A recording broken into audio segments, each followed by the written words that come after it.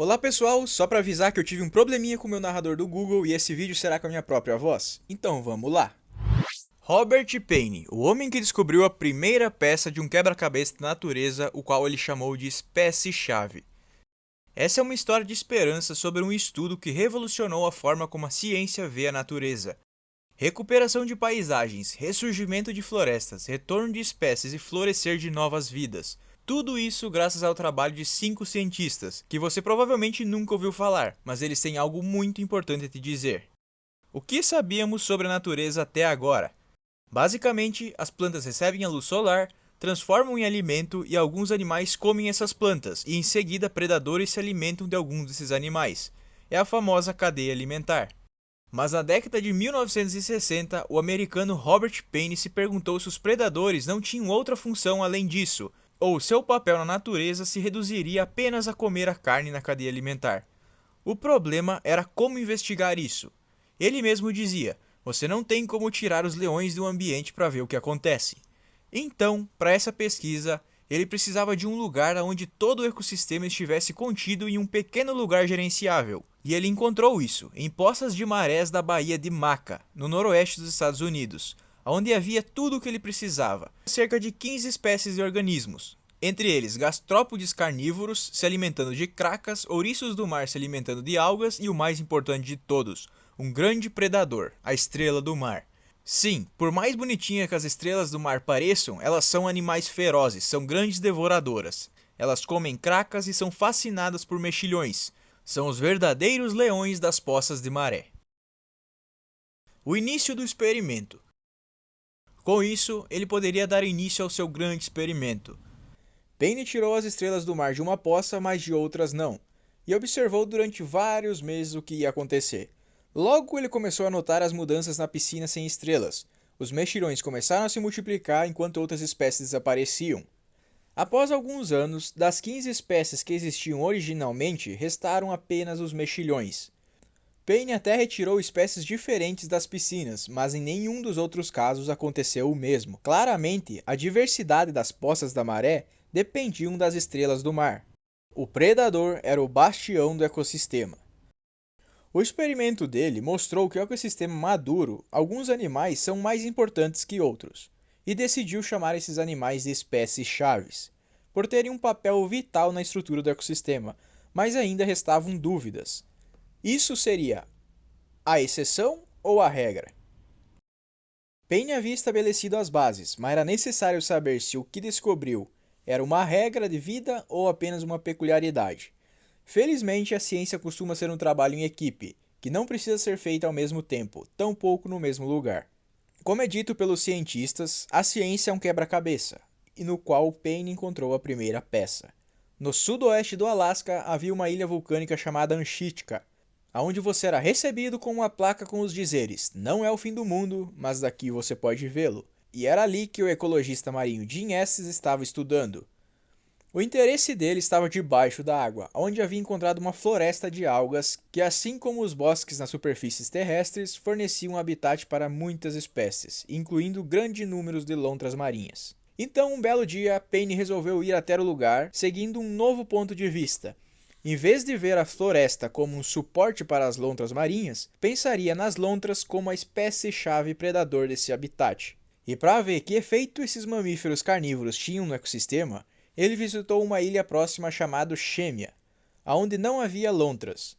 Quando mergulhou, em vez de encontrar uma floresta cheia de vida, se deparou com um deserto povoado apenas por ouriços. Este sabia que as lontras comiam muitos ouriços, e que os ouriços se alimentavam de algas. Sem as lontras, os ouriços se multiplicavam de forma descontrolada e comeram todas as algas.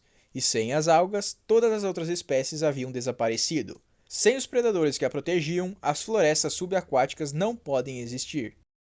Água doce. Na década de 1970, a ecologista Mary Power, que havia sido aluna de Payne, comprovou algo semelhante em córregos de Oklahoma, nos Estados Unidos. Ela notou que alguns desaguavam em uma série de lagos estéreis intercalados por lagos de cor verde esmeralda vibrante. Depois de investigar, ela descobriu que a diferença se devia à presença e à falta de uma espécie-chave, que nesse ecossistema era um peixe de água doce mais conhecido como axiga. Em terra firme. Até o momento, todos os estudos de espécie-chave foram feitos em ambientes aquáticos. Faltava então um experimento em terra, o qual foi realizado na Venezuela. Um imenso lago foi criado com a construção da represa de Guri, no rio Caroni, que deu origem a muitas ilhas, a maioria sem predadores. O ecologista e biólogo John Terborg foi quem explorou essas ilhas. E ele lembra que quando chegou lá, parecia que tinham sido arrasadas por um furacão. Como ele diz, o que antes era uma bela floresta, alguns anos depois era pura devastação. Em algumas ilhas, as formigas cortadeiras haviam se reproduzido descontroladamente, dada a ausência da formiga guerreira, e por isso foram desfolhadas as árvores até matá-las. Segundo Terborg, o fenômeno se repetia de diferentes maneiras e com diferentes espécies-chaves, mas o resultado era sempre o mesmo. O que havia começado como uma bela floresta verde, em 20 ou 25 anos era apenas devastação. O mistério das lontras. O que esses cientistas estavam construindo era uma maneira totalmente nova de ver o mundo, derrubando preconceitos e revelando conexões ocultas completamente inesperadas entre as criaturas e a natureza. Mas ainda faltava entender quão profundos e duradouros eram essas conexões. Quando Jim Estes retornou àquela ilha anchítica, a mesma da Floresta de Algas, o lar de milhares de lontras, ficou assustado com o que viu. Na verdade, com o que não viu. No início de 1990, a ilha que possuía cerca de 9.000 lontras, 5 anos depois não restava quase mais nenhuma. E não apenas lá, mas em todas as regiões próximas à ilha. Se tratava do desaparecimento de várias centenas de milhares de lontras, uma redução de 95 a 99%. Elas desapareceram sem que ninguém encontrasse seus restos mortais nas redondezas. Logo, Estes notou outra mudança espantosa. Nos anos de 1970 e 1980, se deparava com orcas a cada 3 ou 4 anos. Nos anos de 1990, começou a vê-las de 3 a 4 vezes por dia. Elas estavam comendo não só as lontras, mas também outros animais que tinham sumido. Mas então, o que aconteceu? Embora naquele momento não fosse óbvio, aquilo tinha sido obra do controlador-chave, o ser humano. Muitas vezes removemos o predador-chave dos ecossistemas naturais, mas neste caso não se tratava de eliminar um predador, mas sim o seu alimento. A causa desse evento tão dramático foi a caça industrial às baleias, que começou no Pacífico Norte após a Segunda Grande Guerra Mundial e continuou até o início da década de 1960. Naquela época, as enormes baleias do Pacífico Norte haviam sido dizimadas. Assim, o sumiço das baleias abalou o ecossistema, uma vez que elas eram grandes e altamente nutritivas para as orcas, que foram forçadas assim a diversificar a sua dieta. As primeiras vítimas foram então as focas, até serem exterminadas. Em seguida, leões marinhos, e quando esses foram eliminados, foi a vez das lontras marinhas. Praticamente tudo foi afetado, do salmão, às aves marinhas e às águias carecas. Todo o ecossistema entrou em colapso. Revolução no pensamento científico. Para Estes, reconhecer que a natureza está conectada em escala tão vasta de espaço e tempo de uma maneira tão importante foi uma revolução no pensamento científico. E assim, com a visão completamente nova, eles começaram a perceber coisas que não se via antes, apesar de estar bem diante do nosso nariz. Por exemplo, e se eu te disser, assim do nada, as árvores precisam dos lobos? Talvez isso te surpreenda. Mas esse tipo de revelação não surge ao olhar para a natureza como se ela fosse apenas uma imagem bonita. Isso é o resultado da compreensão de como funciona a natureza. Para entender melhor, veja essa imagem. Você consegue notar algo estranho? Se você não notou nada peculiar, é porque nós nos acostumamos a ver como normais as paisagens degradadas. Essa foto ela é típica de uma floresta na qual, na ausência de um predador, no caso os lobos, os cervos se multiplicaram de forma descontrolada para se tornar uma praga, e comeram tudo o que deveria estar vivo entre o solo e os ramos mais baixos que aparecem na imagem. Essa é uma floresta em extinção. Não haverá árvores novas porque foram comidas, portanto, quando essas mais velhas morrerem, não haverá mais floresta. E não é um caso isolado. Na verdade, grande parte do que vemos hoje em dia está degradado. Nós apenas não percebemos. Mas tudo isso está soando muito pessimista até agora, e como eu disse no começo desse vídeo, essa é uma história de esperança. O fato é que falta uma peça fundamental desse quebra-cabeça, descoberta pelo biólogo Tony Sinclair, enquanto trabalhava em um dos lugares mais icônicos do planeta, o Parque Nacional Serengeti, na Tanzânia. Quando Sinclair começou o trabalho nesse parque, embora ainda não tivesse percebido aquele momento, o parque nacional mais famoso do mundo estava bastante degradado. Há 120 anos, uma epidemia de peste bovina, muito semelhante ao sarampo, dizimou os animais locais, particularmente os gnus, cuja população permaneceu baixa por 70 anos. Até que no ano de 1960, os veterinários conseguiram erradicar a doença na maior parte da África. Após isso, em cerca de 8 anos, a população de gnus começou a aumentar significativamente, passando de cerca de 250 mil para incríveis 1,4 milhão de gnus. Era um recorde mundial de população de gnus. Porém, a reação das autoridades locais não foi muito positiva, pois eles acreditavam que era irresponsabilidade permitir que os animais se multiplicassem dessa maneira, e na opinião deles deveriam ser sacrificados porque destruiriam o habitat e causariam um colapso no ecossistema. Após muita conversa, Sinclair conseguiu convencer as autoridades a não sacrificar os animais e deixá-los continuar a sua pesquisa, pois segundo ele, os humanos não deveriam intervir em algo que se manteve em equilíbrio muito tempo antes deles estarem ali. E por incrível que pareça, nos próximos 4 anos a população de gnus se manteve em 1,4 milhões de animais. O ecossistema havia se nivelado sozinho e entrado em equilíbrio sem danos ao meio ambiente. Pelo contrário do que se imaginava, descobrimos que o ecossistema estava se recuperando por conta própria. De repente, tudo começou a se reconectar.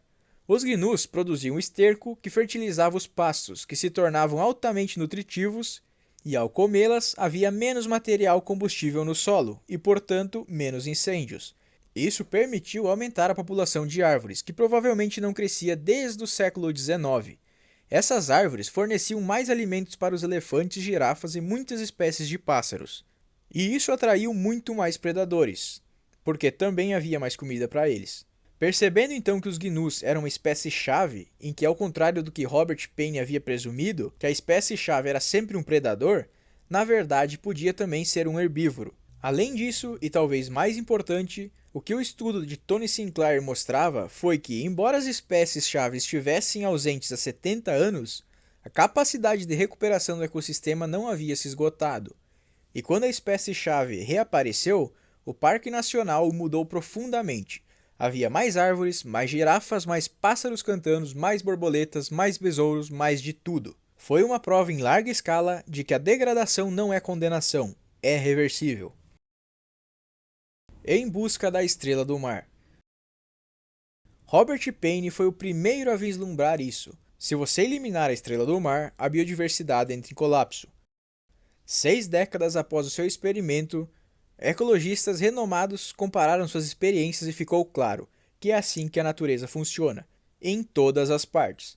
Eles haviam descoberto a regra da vida no planeta, dizendo: se você quer consertar algo, precisa saber o que está danificado.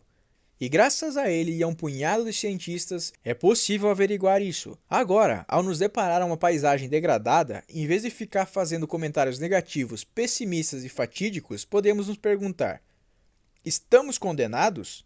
E na maioria das vezes a resposta é não. Sabemos agora que é tudo uma questão de encontrar o equivalente estrela do mar para cada ecossistema. Um exemplo conhecido é no Parque Nacional de Yellowstone, no qual há cerca de 20 anos a população de lobos aumentou mediante a intervenção do homem ao controlar o número de alces, que estava afetando seriamente a vegetação do parque. Com o retorno dos lobos, após 70 anos de ausência, os salgueiros se recuperaram, os choupos prosperaram, os castores voltaram e os ursos se expandiram.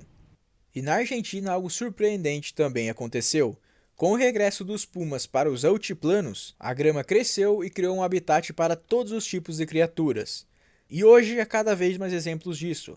No centro-oeste dos Estados Unidos, há pessoas adicionando alguns tipos de peixes a lagoas verdes e turvas, que depois de algum tempo se tornam cristalinas. Nos arrozais, as aranhas são as espécies chaves. Então, se você quer comer arroz, proteja as aranhas. Na Escócia, enquanto isso, esse cercado na foto, onde crescem árvores e flores, revela o impacto dos animais que pastam e como seriam as paisagens escocesas sem eles. E assim, em muitas partes do mundo, há muitos projetos semelhantes que estão recuperando lugares e espécies. Então eu pergunto para vocês, o que vocês acharam disso tudo que aprenderam aqui hoje? Deixa aí nos comentários, não esquece de dar aquele like e se inscrever no canal, assim você me ajuda a trazer mais conteúdo divertido e interessante como esse para o canal. Um abraço e até mais!